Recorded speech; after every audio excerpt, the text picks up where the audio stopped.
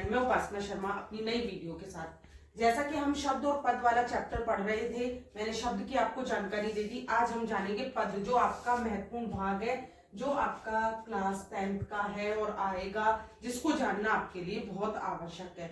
इसको समझाने के लिए मैंने देखिए ब्लैक बोर्ड पे एक तरीके से बना रखा है, और मुझे आशा है कि अगर आप इस तरीके से इसको रिलेट करके एक दूसरे से संबंधित करके पढ़ेंगे तो आपके दिमाग से बिल्कुल ये चीज क्लियर हो जाएगी कि शब्द, पद और पदबंध क्या होता है।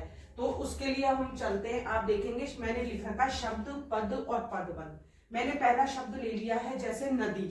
नदी, तो हम शब्द की बात करते हैं तो शब्द आपको पता है कि वर्णों का मेल होता है। वर्ण सबसे छोटी इकाई है भाषा की, और उन जब वर्णों को सार्थक रूप से व्यवस्थित किया जाता है तो वो शब्द बन जाते हैं। शब्द अपने आप में स्वतंत्र होते हैं, उनपे किसी का बंधन नहीं होता है। पेड़, नदी, तालाब, कोई भी शब्द उठा ले, उस पे कोई बंधन नहीं है।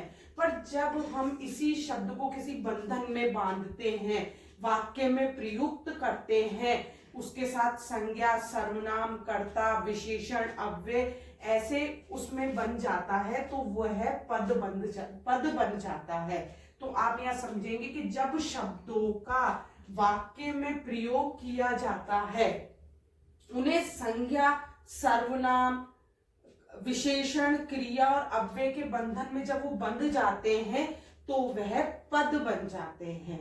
यही डिफरेंस देख ले कि पद क्या है, शब्द सिर्फ स्वतंत्र है, स्वतंत्र इकाई है, और जब वह वाक्य बन गया है तो वह पद बन गया है। जैसे उदाहरण देखेंगे आप, गंगा पवित्र नदी है। यहाँ नदी अभी थोड़ी देर पहले एक शब्द था, अब मैंने एक पूरा वाक्य बना दिया कि गंगा पवित्र नदी है।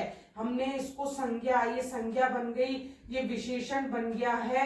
तो इस तरीके से आप देखेंगे कि ये एक वाक्य में प्रयुक्त हो गया है, तो ये बन गया है पद।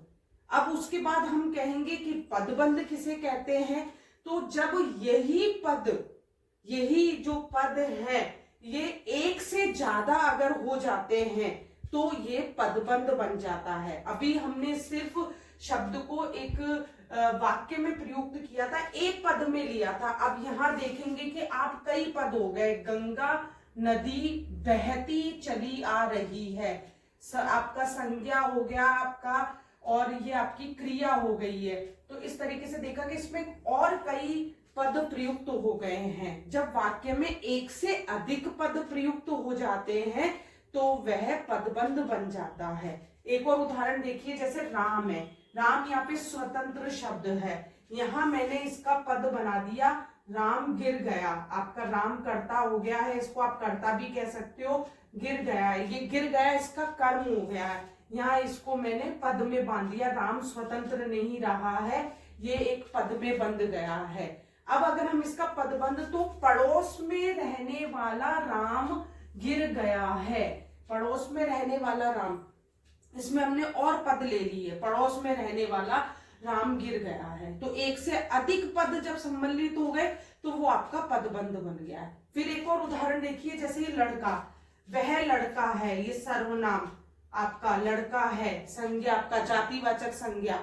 मैंने अब ये यहाँ पे स्वतंत्र था, सिर्फ लड़का शब्द था, यहाँ पे आकर ये इसमें कर्ता भी हो गया, सर्वनाम भी हो गया। वह कर्ता का काम भी कर रहा है, वह लड़का है, वह सर्वनाम है आपका, लड़का है, ये आपकी संज्ञा है जातिवाचक। इसमें एक से ज्यादा ये इसको वाक्य में प्रयुक्त कर दिया है। और इसी को अगर मैं ये कहती हूँ कि वह लड़का अत्यंत मेधावी, सुशील और सुंदर है, तो ये पदबंध बन गया, क्योंकि मैंने इसमें और पद ले लिए। कौन कौन से? वह लड़का, मेधावी, सुशील, ये आपके विशेषण हो गए। तो संज्ञा, सर्वनाम, विशेषण से बंध गया है, इसलिए तो ये स्वतंत्र नहीं है, शब्द नहीं है, और एक से अधिक पद सम्मिलित है, इसलिए ये पदबंध बन गया है। तो अब आप समझ गए होंगे, शब्द सबसे छोटी वर्णों की मेल का जो बना हुआ शब्द होता है वह स्वतंत्र होता है।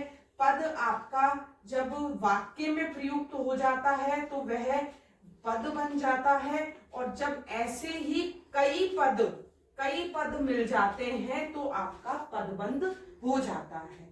तो मुझे आशा है कि ये आपको ये चीज समझ में आ गई होगी कि क्या शब्द होता है, क्योंकि हमारे दिमाग में होता है शब्द क्या है, फिर शब्द से पद क्या है, इनमें फर्क क्या है, फिर पद से पदबंध क्या है। तो शब्द स्वतंत्र है, यही जब वाक्य में प्रयुक्त हुए, संज्ञा सर्वनाम कर्ता विशेषण हो गए तो ये आपके पद बन गए। और उसके बाद इन्हीं पदों को जब अधिक पदों का प्रयोग किया गया तो वो पदबंध बन गया है। अब आपके इनके भी भेद हैं, कौन कौन से भेद हैं ये मैं आपको नेक्स्ट वीडियो में बताऊंगी। जो आपके जैसे क्वेश्चन आते हैं कि किस तरीके से हम पहचान सकते हैं कि ये कौन सा पदबंध है, तो ये आप नेक्स्ट वीडियो में जानेंगे। जब तक आप इनको अगर इस वीडियो को बार बार देखेंगे तो ये आपके दिमाग में बिल्कुल क्लियर हो जाएगा कि शब्द, पद और पदबंध क्या होता है। मुझे आशा है कि आपको ये समझ में आया होगा। आप इसको पढ़ें और दोहराएं और मेरे चैनल को लाइक और सब्सक्राइब करना ना भूलें। हम फिर मिलेंगे एक नई वीडियो के साथ। Thank you.